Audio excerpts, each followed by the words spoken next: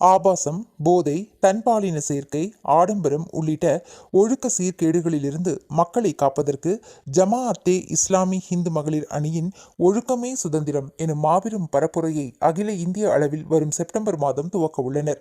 தற்போது நாட்டில் நிலவும் மது, போதை, ஆபாசம், தவறான உறவுகள் என பெருகும் ஒழுக்க சீர்கேடுகளுக்கு எதிராக ஜமாஅத்தே இஸ்லாமி ஹிந்து மகளிர் அணி அகில இந்திய அளவில் 2024 செப்டம்பர் மாதம் ஒழுக்கமே சுதந்திரம் என்னும் மையக்கருத்தில் பரப்புரையை முன்னெடுத்துள்ளது.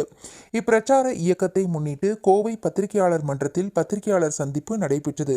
இச்சந்திப்பில் ஜமாஅத்தே இஸ்லாமி ஹிந்து கோவை மாநகர மகளிர் அணி தலைவர் ஜஹீனா அஹ்மத், மகளிர் அணி செயலாளர் ஷர்மிளா அப்துல்லா, கோவை தெற்கு மண்டல மகளிர் அணி தலைவர் சலீனா பாரி, மகளிர் அணி செயலாளர் பெனாசிர் சமத், கோவை வடக்கு மண்டல மகளிர் அணி தலைவர் கமருநிஷா ஆகியோர் கலந்து கொண்டு ஒழுக்கமே சுதந்திரம் என்னும் மாபெரும் பரப்புரை போஸ்டரை வெளியிட்டனர்.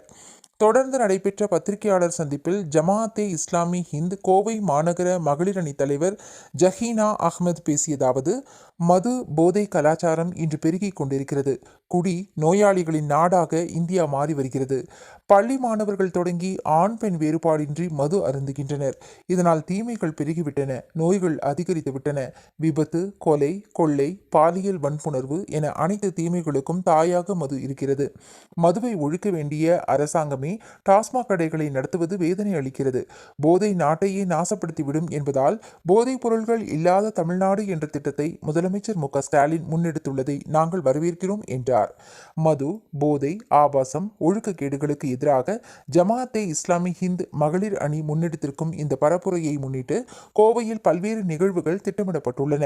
அனைத்து சமய தலைவர்கள் ஒன்றிணையும் கருத்தரங்கங்கள், பொதுக்கூட்டங்கள், தெருமுனை பிரச்சார கூட்டங்கள், நோட்டீஸ் விநியோகம், இல்லங்களில் சந்திப்புகள், அரங்க கூட்டங்கள், தனிநபர் கவுன்சிலிங் வழங்குதல், மாபெரும் கண்காட்சிகள், பேரணி, மனித சங்கிலி, சமூக வலைதள பிரச்சாரம், பள்ளி கல்லூரிகளில் விழிப்புணர்வு நிகழ்வுகள், ஆசிரியர்களுக்கான கலந்துரையாடல்கள், உறுதிமொழி ஏற்பு நிகழ்வுகள் போன்ற பல்வேறு நிகழ்வுகள் மூலம் கோவையில் 15 லட்சம் மக்களை சந்தித்து விழிப்புணர்வு ஏற்படுத்த திட்டமிடப்பட்டுள்ளது என்றார்.